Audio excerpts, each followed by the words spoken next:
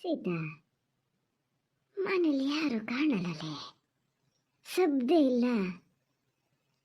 ಬಾಲ್ಯಾರು ಹಾಂ ಹ್ಞೂ ಅನ್ಬೇಕಿತ್ತು. ಯಾರು ಇಲ್ಲ, ಎಂಥದೇ ಕಡಿಕೋ ಆಸ್ಪತ್ರೆಗೆ ಕರ್ಕೊಂಡು ಹೋಗ್ಯದೇನು. ಥೋ, ನಾವೊಂದು ಕೆಲಸ ಮಾಡಬೇಕಿತ್ತೆ, ಮಾಡಿದ ಮೋಸತ್ತು. ಬೇಲಿ ದಾಟಕ್ಕಾಗಲ್ಲ ಅಂತ ಹೇಳಿ ಈಚೆಗೆ ರೋಡಲ್ಲೇ ಬಂದು ಏನು ಸ್ವಲ್ಪ ಸುತ್ತಾತ. ಆಚೆಗಿಂದನೇ ಬಂದಿದ್ರಲ್ಲಿ ತೋಟದಲ್ಲಿ ಕುರಿಯ ಪ್ರೇಮ ಇರ್ತಿದ್ರೆ ಗೊತ್ತಾಗ್ತಿತ್ತು ಏನು ಎತ್ತ ಅಂತ. ಸೋ ಅಲ್ಲಿಂದ ಇಲ್ಲಿಗೆ ಬಂದಿದ್ದು ದಂಡ ಆಗ್ತದಾನೆ. ಅಲ್ಲ ಭಾರತಕ್ಕ ಅಂಕ ತಾಡಿರಿ ಹೋಗಣ. ಈಗ ಬಾಲಿದ್ದು ಕೂಡಲೇ ನಾ ಹ್ಞೂ ಅನ್ನಕ್ಕೆ ಮುಲಗ್ದಾಗ್ಲೂ ಹಾಂ ಹ್ಞೂ ಅಂತಿರ್ತದ. ಓ, ಬಾಗಿಲು ತೆಗ್ದದ ಲೋಡಿಯಲ್ಲಿ, ಅದೇ ರಮ್ಮಿ ಒಳಗೆ ಅದೇ ಇರಬೇಕು. ಹೋಗಣ. ಅದ್ರ ತಲೆ ಬಿಸಿಲು ಪಾಪ. ಓ, ಸೀತತ್ತೆ ಪಾರ್ವತತ್ತೆ ಗೊತ್ತಾದರೆ ಪ್ರೇಮನ ಹತ್ರ ಹೇಳಿ ಕಳ್ಸಿದ ಮಾತ್ರ ಒಳ್ಳೆ ಕೆಲಸ ಆಯ್ತು. ಸದ್ಯ ದೇವ್ರೆ ಬಂದ್ರಲ್ಲ, ಸೀತತ್ತೆ ಹತ್ರ ಕೇಳ್ಬೇಕು ಏನು ಮಾಡೋದು ಅಂತ. ಸೀತತ್ತೆ ಪಾರ್ವತತ್ತೆ ಬನ್ನಿ, ಚಪ್ಪಲಿ ಅಲ್ಲೇ ಬಿಡಿ ಪಾರ್ವತತ್ತೆ, ಪರವಾಗಿಲ್ಲ. ಅಲ್ಲೇ ನಾಯಿ ಅದವನು ಅಂತ ಕಡಿಕೆ ಕಚಿಂಡು ಹೋಗ್ತವೇನು, ಅಲ್ಲೇ ಒಳಗೆ ಈಚೆಗೆ ಬಾಗಿಲು ಸಂದೆ ಇಡಲ್ಲ ನೀವು? ನಾವು ಇಲ್ಲಿ ಇಡಲ್ಲ, ಆದರೂ ಪರವಾಗಿಲ್ಲ. ತನ್ನಿ, ನೀವು ತಂದು ಈ ಕಡೆನೇ ಇಡಿ, ತನ್ನಿ. ಪಾರ್ವತಕ್ಕ ಎಂತ ಆಗಲ್ಲ ನೋಡಿ, ಅವರವೆಲ್ಲ ಚಪ್ಪಲಿ ಅಲ್ಲೇ ಅದಾವಲ್ಲ, ನಾನು ಇಲ್ಲೇ ಬಿಡ್ತೀನಿ, ಬಿಡಿ, ಏನಾಗೋದು ಇಲ್ಲ. ಬನ್ನಿ ಬರ್ಬೇಕು ಅಂತ ಜ್ಞಾನ ಮಾಡ್ತಾ ಸುಮಾರು ದಿವಸ ಆಗಿತ್ತೆ ರಮ್ಯಾ. ಎಲ್ಲಿ ಸಿಕ್ಕಿದಾಗಲೂ ಹಿಂಗೆ ಮಾತಾಡ್ಕೊಳೋದು ನಾವಿಬ್ರು. ರಘುವೀರಣ್ಣರ ಮನೆಗೊಂದು ಹೋಗಿ ಬರಬೇಕಿತ್ತು ಅಂತ ಇವತ್ತು ಗಳಿಗೆ ಕೂಡ ಬಂದದ ನೋಡು. ಹಿಡಿತದ ಒಂಚೂರೆ ಅಂತದ ತಿಂಡಿ ಇತ್ತು ಬಾಲಿಗೆ ಅಂತ ತಗೊಬಂದಿದ್ನೆ, ಸ್ವಲ್ಪ ಅದೇ ಹಿಡಿ ಕೊಡು, ಮಗಳಿಗೆ ಇಟ್ಕೊಡು, ಹಂಗೆ ಒಂದು ವಾರ ತನಕ ಇರ್ತದೆ. ಅಯ್ಯೋ ಪಾರ್ವತತೆ, ಇವನ್ನೆಲ್ಲ ಎಂತಕ್ಕೆ ತರಕ್ಕೆ ಹೋದ್ರಿ ನೀವು? ಸುಮ್ಮನೆ ನೀವು ಬಂದು ಹೋದರೆ ಸಾಕು ಗೊತ್ತಾ.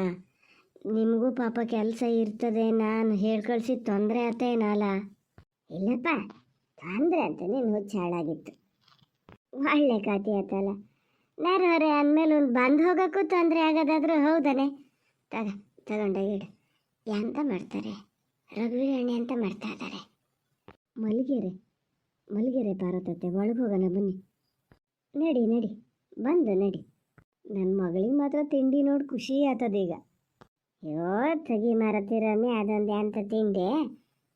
ಭಾರತಕ್ಕ, ನೀವು ಒಳಗೆ ಹೋದಾರ ರಘುವೀರಣ್ಣನ ಹತ್ರ ಮಾತಾಡೋಷ್ಟೊತ್ತಿಗೆ ಹುಷಾರಿಲ್ಲಂತೆ, ಹೌದನೋ ಹೆಂಗಿದ್ದೀರಿ ಅವನ್ನೆಲ್ಲ ಎಂತ ಕೇಳೋಕ್ಕೆ ಹೋಗಬೇಡಿ. ಅವ್ರನ್ನ ಮಾತಾಡ್ಸೋಕೆ ಬಂದೀವಿ ಅಂತಲೇ ಅವ್ರಿಗೆ ಗೊತ್ತಾಗಬಾರ್ದು. ಸುಮ್ಮನೆ ಇಲ್ಲೇ ಎಲ್ಲ ಹೋದಾರ ಮತ್ತು ಬಾಲ್ಯ ನೋಡಿದ್ರೆ ಸುಮಾರು ದಿವಸ ಆಗಿತ್ತಲ್ಲ, ಹಂಗಾಗಿ ಬಂದು ಅಂತ ಹೇಳ್ಬೇಕು ಆತ. ಹ್ಞೂ ಸೀತಾ, ನಾ ತುಟಿ ಪಿಟ್ಟಕ್ಕನ್ನಲ್ಲ, ಸುಮ್ಮನೆ ಕೂತ್ಕೋತೀನಿ, ದೇವ್ರ ಮರಿ ಕೂತಂಗೆ ಕೂರ್ತೀನಿ ನೋಡ್ಬೇಕಾರೆ. ನೀನೇ ಮಾತಾಡು, ಸುಳ್ಳೆಲ್ಲ ಮರತೀನಿ, ಹಂಗೆ ಅವೆಲ್ಲ ಒಂದು ಜಾಗ ಅಲ್ಲ, ಎಂತ ಮಾತಾಡಬೇಕು ಎಂತ ಬಿಡಬೇಕು ಅಂತ. ಹಿಂಗಿದ್ದಿದ್ರಲ್ಲೆಲ್ಲ ಎಷ್ಟು ಜಾಗ್ರತೆ ಇದ್ರೂ ಸಾಕಾಗಲ್ಲ. ಸುಮ್ಮನೆ ಥಂಡಿ ಜ್ವರ ಹೊಟ್ಟೆ ನೋವು ಬೆನ್ನು ನೋವು ಆದರೆ ಎಂತಾರು ಹೇಳ್ಬೋದು ಕೇಳ್ಬೋದು, ಇದಕ್ಕೆಲ್ಲ ಎಂತ ಹೇಳೋಕ್ಕಾಗ್ತದೆ ಪಾಪ ಮನಸ್ಸಿಗೆ. ಬನ್ನಿ ಸೀತತ್ತೆ, ಒಳಗೆ ಬನ್ನಿ. ಬಂದು ರಮ್ಯಾ. ಅಲ್ಲ ರಮ್ಯಾ, ಮಾತ್ರ ಈಗಲೇ ಹೇಳಿರ್ತೀವಿ ನೋಡ, ನೀವು ಊಟಕ್ಕೆಲ್ಲ ಎಂತ ಮಾಡೋದು ಬೇಡ. ನಾವು ಒಂದು ಗಳಿಗೆ ಕೂತ ಹಿಂಗೆ ಒಂಚೂರು ಬಾಲೆ ಮಾತಾಡ್ಸ್ಕೊಳೋದು ಹೋಗ್ತಾ ಇರೋದು. ನೀ ಎಂತ ಅಲ್ಲಿ ಒಳಗೆ ಹೋಗೋದೇ ಬೇಡ. ಬಾ, ಇಲ್ಲಿ ಈಚೆ ಬಾ, ಕೂತ್ಕೊಂಡು ಮಾತಾಡೋಣ ಬಾ. ಇಲ್ಲೇ ಕೂತ್ಕೊಳ್ಳಿ. ಬಂದೆ ರಮ್ಯಾ, ಕೂತ್ಕೊಳ್ಳೋಕೆ ಹೇಳಿ, ನೀ ಎತ್ಲ ಹೋಗೋದ? ಬಾ, ನೀನು ಕೂತ್ಕ ಬಾ. ಅಲ್ಲ, ಎಲ್ಲಿಗೆ ಹೋಗೋದ? ಅಪ್ಪನ ಎಬ್ಸ್ಬರ್ತೀನಿ, ನೀವು ಬಂದಿರಿ ಅಂತ ಹೇಳಿ ಬರ್ತೀನಿ. ಅಲ್ಲ, ಎಬ್ಸ್ಬೋದು, ಅದಕ್ಕಿಂತ ಮುಂಚೆ ನೀ ಸ್ವಲ್ಪ ಹೊತ್ತು ಕೂತ್ಕೊಂಡು ಮಾತಾಡ್ಕೆ ರಮ್ಯಾ. ಈಗ ಆಮೇಲೆ ಅವರಿದ್ದರೆ ನಿಂಗೆ ಮನ್ಸು ಬಿಚ್ಚಿ ಮಾತಾಡೋಕ್ಕಾಗಲ್ಲ. ಎಂತ ಅಂತ ನೀ ಹೇಳ್ಕೊಂಡ್ರೆ ನಮಗೂ ಒಂಚೂರು ಏನು ಮಾತಾಡ್ಬೇಕು ಅಂತ ಗೊತ್ತಾಗ್ತದೆ. ಬಾ ಮಗನೇ, ಈಚೆ ಕೂತ್ಕ ಬಾ. ಸರಿ ಸೀತತ್ತೆ, ಅದು ಒಂದು ಹೌದು. ನೀವು ಈಚೆ ಕೂತ್ಕೊಳ್ಳಿ, ನಾ ಅಲ್ಲೇ ಚೇರ್ ಮೇಲೆ ಕೂತ್ಕೊತೀನಿ. ಅಕಸ್ಮಾತ್ ಅಪ್ಪ ಏನಾರು ಈ ಕಡೆಯಿಂದ ಬಂದ್ರೆ ಗೊತ್ತಾಗ್ತದೆ.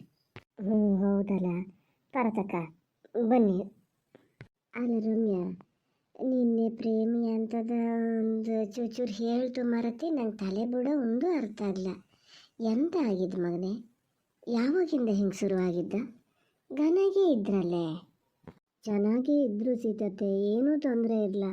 ನನ್ನ ಗ್ರಾಚಾರ ನೋಡಿ, ನನ್ನ ಪುಟ್ಟಿ ಬರ್ತ್ಡೇ ಮಾಡದ್ನ, ಬರ್ತ್ಡೇ ಕೇಕ್ ಆರ್ಡ್ರ್ ಮಾಡಿದ್ವಲ್ಲ, ನನಗೆ ಎಲ್ಲಿ ತನಕ ಗ್ರಾಚಾರ ಅಂದರೆ, ನಾನು ಹಿಂದಿನ ದಿವಸ ಅಷ್ಟೇ ಹೋಗಿನಿ ಇವಳಿಗೆ ಡ್ರೆಸ್ ಎಲ್ಲ ತರೋಕ್ಕೆ. ಅವತ್ತೇ ತಂದಿದ್ರು ಹೋತಿತ್ತು. ಮತ್ತೆ ಯಾಕೆ ತರೋದು, ಫ್ರಿಜ್ಜಲ್ಲೆಲ್ಲ ಇಟ್ಕೊಳ್ಳೋದು ಬೇಡ, ಫ್ರೆಶ್ ಆಗೇ ತರೋಣ ಅಂತ ಹೇಳಿ ಸುಮ್ಮನೆ ಬಂದೆ ನಾನು. ಇವ್ರು ಅಪ್ಪ ಫಸ್ಟೇ ಅದನ್ನು ಆರ್ಡ್ರ್ ಮಾಡಿದರು. ಇವ್ರ ಫ್ರೆಂಡ್ದೇ ಬೇಕ್ರಿ ಅದು. ಮೊದಲಿಂದನೂ ನಾವು ಬೇಕ್ರಿ ಐಟಮ್ ಏನು ತರೋದಾದ್ರು ಅಲ್ಲಿಂದನೇ ತರೋದು. ಎಷ್ಟು ವರ್ಷದಿಂದ ಅದೇ ಗೊತ್ತಾ? ಅವರು ಏನು ಮಾಡ್ಯಾರೆ, ಅಪ್ಪ ಅಲ್ಲಿಗೆ ಆರ್ಡ್ರ್ ಮಾಡ್ಯಾರೆ, ಮನೆ ದಿವಸ ಅಲ್ಲಿಗೆ ತರಕ್ಕೆ ಹೋಗ್ಯಾರೆ. ಹೋದರೆ ಅಲ್ಲಿ ಕಾರ್ತಿಕಮ್ಮನ ನೋಡ್ಯಾರೆ. ಅಲ್ಲೇ ಶಾಕ್ ಆಗ್ಯದ ಪಾಪ ಇವರಿಗೆ.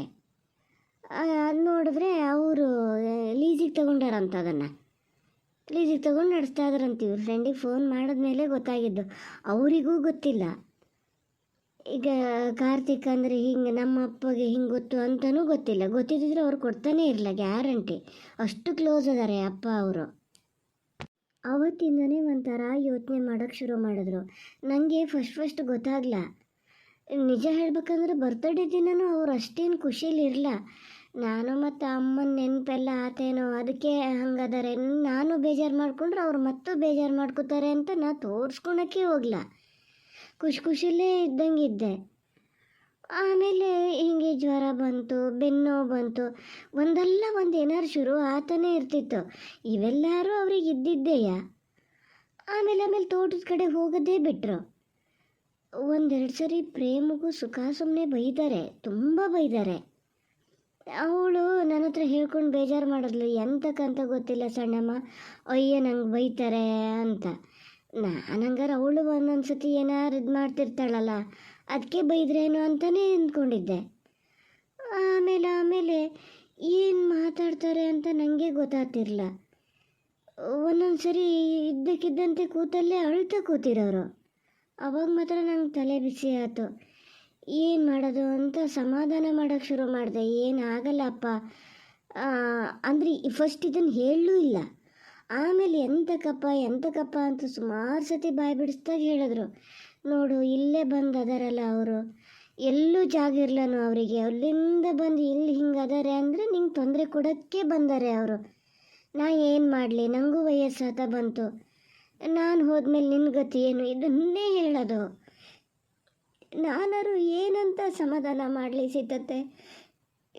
ಫಸ್ಟು ನನಗೂ ಜೋರು ಅಳು ಬರ್ತಿತ್ತು, ಅಳ್ತಿದ್ದೆ. ಆಮೇಲೆ ಗೊತ್ತಾಯ್ತು ನನ್ನ ಹತ್ರ ಅವರಿಗೂ ಬೇಜಾರಾಗ್ತದೆ ಅಂತ. ಅಳೋದೇ ಬಿಟ್ಟೆ. ಎಷ್ಟು ಅಳಬಾರ್ದು ಅಂದ್ಕೊಂಡ್ರೂ ತಡ್ಕೊಳಕ್ಕಾಗ್ತಿರ್ಲ. ಅವ್ರಿಗೆ ಗೊತ್ತಾಗ್ತಿದ್ದಂಗೆ ಹೋಗಿ ಅಳೋದು, ಇಲ್ಲ ಪ್ರೇಮ್ ಬಂದಾಗ ಪ್ರೇಮನ ಹತ್ರ ಹೇಳ್ಕೊಂಡು ಅಳೋದು, ಇದೇ ಥರ ಮಾಡ್ತಾ ಇದ್ದೆ. ಇವತ್ತು ಸರಿ ಹೋಗ್ಬೋದು, ನಾಳೆ ಸರಿ ಹೋಗ್ಬೋದು ಅಂತ ಅಂದ್ಕೊಂಡ್ರೆ ಅವ್ರು ಸರಿ ಆಗತ್ತಾನೇ ಇಲ್ಲ. ನಾನು ಎಷ್ಟು ಧೈರ್ಯ ಹೇಳ್ತೀನಿ ಗೊತ್ತಾ, ಇಲ್ಲ ಅಪ್ಪ ಏನೂ ಆಗಲ್ಲ, ನಾನು ನಿಭಾಯಿಸ್ತೀನಿ, ನಿಮ್ಗೆ ಯಾಕೆ ತಲೆ ಬಿಸಿ ಅಂತ. ಆದರೆ ಅವರು ಅದನ್ನು ಕೇಳೋಕ್ಕೆ ರೆಡಿ ಇಲ್ಲ. ಏನು ಮಾಡಬೇಕು ಅಂತಲೇ ಗೊತ್ತಾಗಲ್ಲ ಸಿತ್ತತ್ತೆ.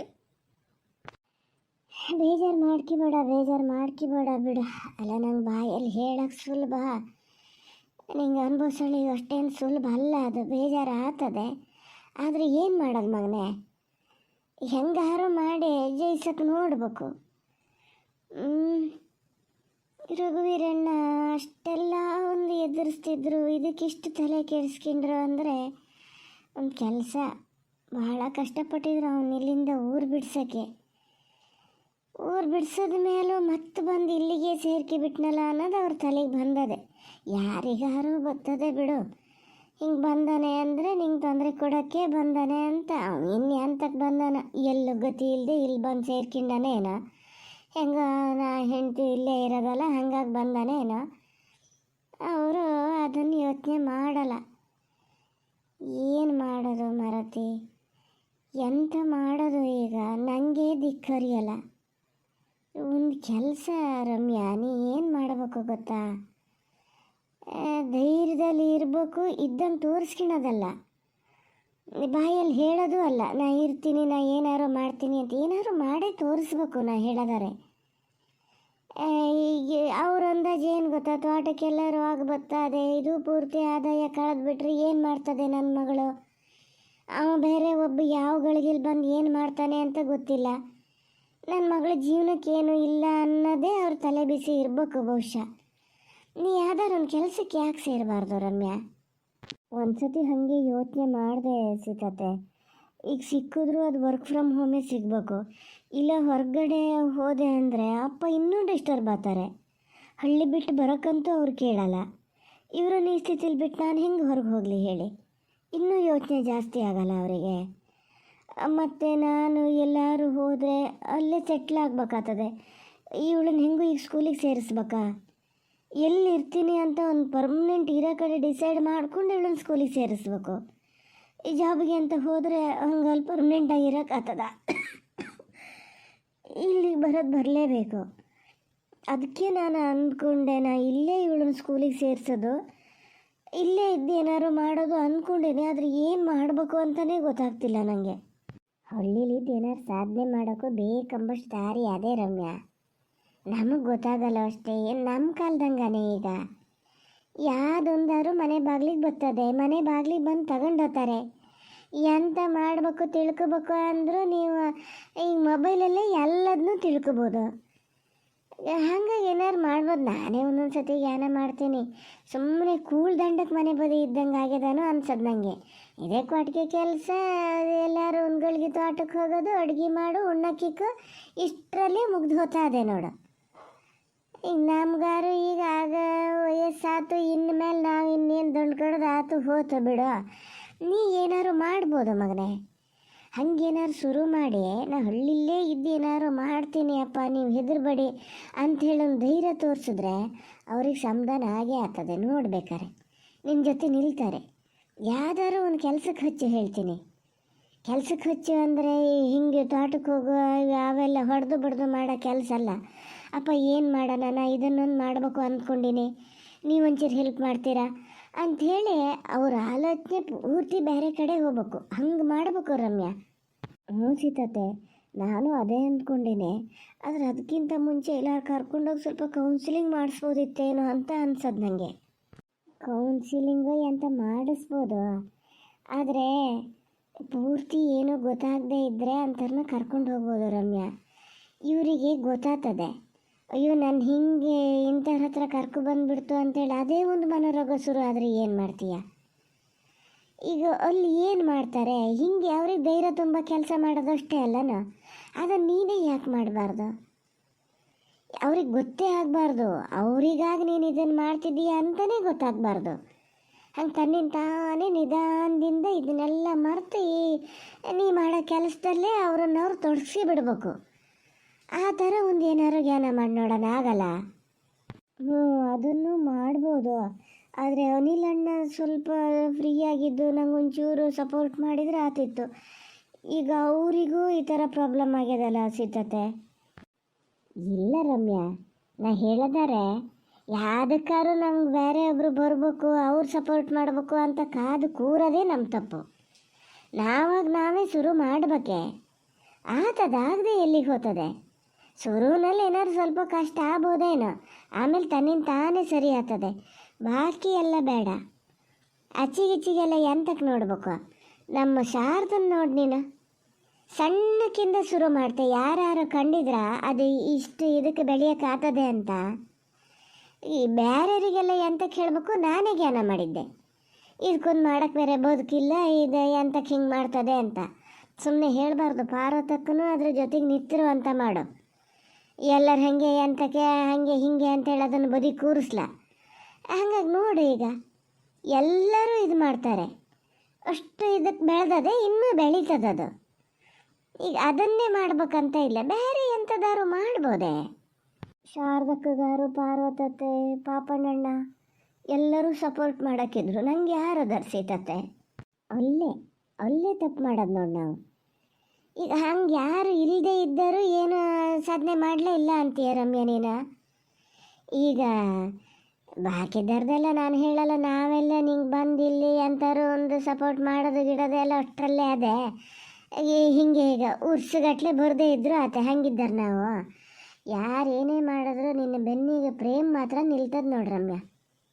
ಯಾರೇ ನಿಲ್ಲದೆ ಇದ್ರು ಅದು ಮಾತ್ರ ನಿತ್ಯ ನಿಲ್ತದೆ, ಅದೊಂದು ಮಾತ್ರ ಗ್ಯಾರಂಟಿ ಅದೇ ನನಗೆ.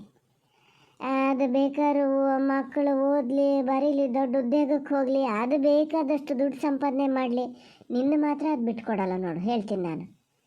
ಹಂಗೆ ಸಣ್ಣ ಪುಟ್ಟ ಕೆಲಸ ಮಾಡಿಕೊಡೋಕ್ಕೆಲ್ಲ ಅದು ಇರ್ತದೆ. ಕರಿ ಅದಾನೆ, ಕರಿನ ಹೆಂಡತಿ ಸಣ್ಣ ಬರ್ತದೆ ಹೇಳಿದ್ರೆ, ಹೊಡೆದು ಬಡ್ದು ಮಾಡೋ ಕೆಲಸ ಅಲ್ದಿದ್ರು ಸಣ್ಣ ಕೂತು ನಿಂತು ಮಾಡೋ ಕೆಲಸ ಮಾಡ್ತದೆ ಅದು. ಹಂಗಿದ್ದೆ ಅಂತಾರು ಒಂದು ಅಂದಾಜು ಮಾಡೋ ನೋಡೋಣ. ನಾನು ಯೋಚನೆ ಮಾಡ್ತೀನಿ ಸೀತತೆ, ಏನು ಮಾಡಬೇಕು ಅಂತಲೇ ಗೊತ್ತಾಗಲ್ಲ. ಅಪ್ಪ ಈಗ ಅಲ್ಲಿ ಮನೆ ಕಟ್ಟಬೇಕು ಅಂತ ಬೇರೆ, ಅಲ್ಲೆಲ್ಲ ಅರ್ಧಂಬರ್ಧ ಎಲ್ಲ ಸರಿ ಮಾಡಿಟ್ಟಾರ, ಅದು ಬೇರೆ ಯೋಚನೆ ಅದೇ ಅವರಿಗೆ.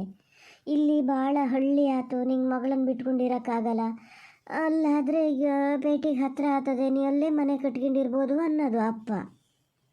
ಅದನ್ನು ಮಾಡ್ಬೋದು, ಮಾಡೋಕ್ಕಾಗಲ್ಲ ಅನ್ನೋದೇನಿಲ್ಲ. ಅದಕ್ಕಿಂತ ಫಸ್ಟ್ ನೀ ಇಲ್ಲಿ ಎಂತಾದ್ರೂ ಒಂಚೂರು ಶುರು ಮಾಡ್ಬೇಕಲ್ಲೇ. ನಾನು ನಿನ್ನೆ ಪ್ರೇಮ ಹೋದಲ್ಲಿಂದ ಅದೇ ಜ್ಞಾನ ಮಾಡಿದೆ. ಸಣ್ಣಕ್ಕೊಂದು ನರ್ಸರಿ ಥರ ಶುರು ಮಾಡಿದ್ರೆ ಏನಾಗ್ತದೆ ರಮ್ಯಾ? ನರ್ಸರಿ ಅದನ್ನು ನಾನು ಯೋಚನೆ ಮಾಡಿದೆ. ಇಲ್ಲೆಲ್ಲ ಏನು ಮಾಡೋಕ್ಕಾಗ್ತದೆ ಸೀತತೆ? ಇದೆ ಕಾಫಿ ಗಿಡ, ಕಾಳು ಮೆಣಸಿನ ಗಿಡ, ಹೆಚ್ಚಂದ್ರೆ ಕಾಫಿ ಗಿಡ ಇಷ್ಟೇಯ, ಮತ್ತೇನು ಮಾಡೋಕ್ಕಾಗ್ತದೆ? ಅದನ್ನೆಲ್ಲ ಯಾರು ತಗೊತಾರೆ ಇಲ್ಲಿ? ಎಲ್ಲರೂ ಅವ್ರವ್ರ ಮನೆಗೆ ಬೇಕಾಗಿದ್ದು ಅವ್ರವರೇ ಮಾಡ್ಕೋತಾರೆ. ಹಂಗೆ ಹೇಳ್ಬೇಡ ರಮ್ಯಾ ನೀನು. ಅಡಿಕೆ ಗಿಡ, ಕಾಫಿ ಗಿಡ, ಕಾಳು ಮೆಣಸಿನ ಗಿಡ ಯಾರೂ ತಗೊಳೋರಿಲ್ಲ ಅಂತ ಮಾಡಿಯ. ಅವ್ರವ್ರ ಮನೆಗೆ ಬೇಕಾಗಿದ್ದು ಅವ್ರವ್ರು ಮಾಡ್ಕೊಂಡ್ಲಿ, ನೀನು ನಿಮ್ಮ ಮನೆಗೆ ಬೇಕಾದಷ್ಟೇ ಮಾಡು. ಈ ಗಿಡ ಮಾಡ್ದವನು ಪೂರ್ತಿ ಕೊಂಡ್ಕೊಂಡೇ ಹೋಗ್ಬೇಕು ಅಂತ ನೀನು ಇದು ಮಾಡಲೇಬೇಡ. ಈಗ ಎಷ್ಟು ಕಡೆ ಗಿಡ ಇಲ್ಲಂತೆ. ನಾನು ಮೊನ್ನೆ ಇದು ಪ್ರೇಮನ ಹತ್ರ ಕೇಳಿದಾಗ ಹೇಳ್ತಿತ್ತು, ನಂಗೊಂದು ಮರತೆ ರಮ್ಯಗೆ ಪ್ರೇಮ ಅಂತ ಬರೋದು, ಪ್ರೇಮಗೆ ರಮ್ಯ ಅಂತ ಬರೋದು. ಮೊನ್ನೆ ಪ್ರೇಮನ ಹತ್ರ ಮಾತಾಡೋಷ್ಟೊತ್ತಿಗೂ ಸುಮಾರು ಸತಿ ರಮ್ಯ ಅಂದೇನೆ. ಅದು ಸುಮಾರು ಕಾಳು ಮೆಣಸಿನ ಗಿಡ ಹೋಗ್ಯವಂತಲ್ಲ ನಿಮ್ಮವ. ಅಲ್ಲಿಗೆಲ್ಲ ನೋಡೋಕೆ ಈಗ ಬೇರೆ ಕಡೆಯಿಂದ ತರೋ ಬದಲು, ಆ ಕಾಲಿಗೆ ಕುಯ್ದು ನೋಡೋ ಬದಲು ಗಿಡ ಇಲ್ಲಿಂದನೇ ನಡಿ, ಶುರು ಮಾಡು. ನೀ ಕೆಲಸ ಶುರು ಮಾಡು. ನಿಂಗೇನೀಗ ಅದನ್ನು ಮಾರಬೇಕು, ಸಂಪಾದನೆ ಮಾಡಬೇಕು, ದುಡ್ಡು ಬೇಕು ಅನ್ನೋದೇನಲ್ಲಲ್ಲ. ಮುಖ್ಯ ನೀ ಯಾವುದ್ರಲ್ಲಾರು ಒಂದು ತೊಡಗಿಸ್ಕೋಬೇಕು. ಈ ರಘುವೀರಣ್ಣು ಈಗ ಎಂಥದಾರು ಒಂದು ಮಾಡೋಕ್ಕೆ ಶುರು ಮಾಡಬೇಕು.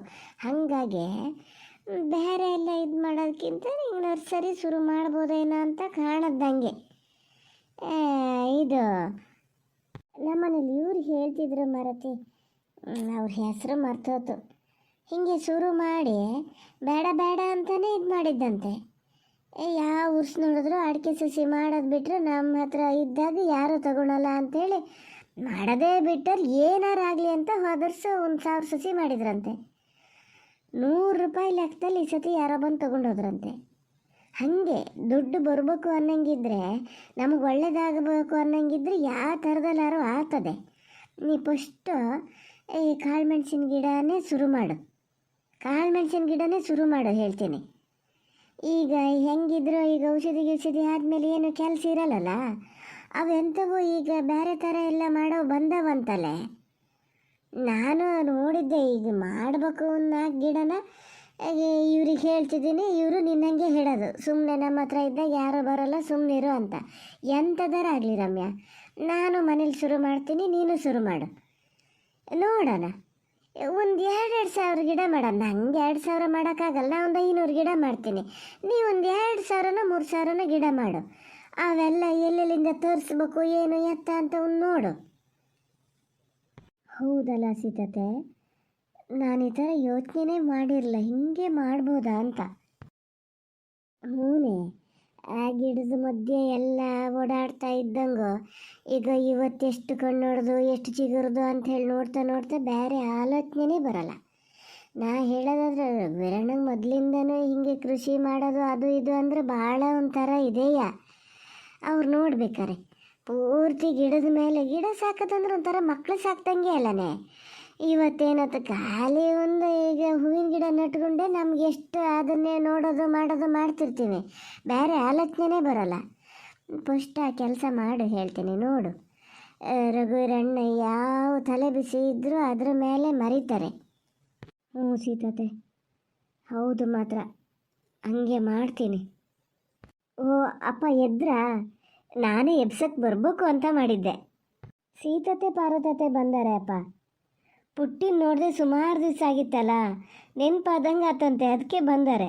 ನೋಡಿದ್ರೆ ಅವಳು ಮಲಗ್ಯಾಳೆ ಈಗ.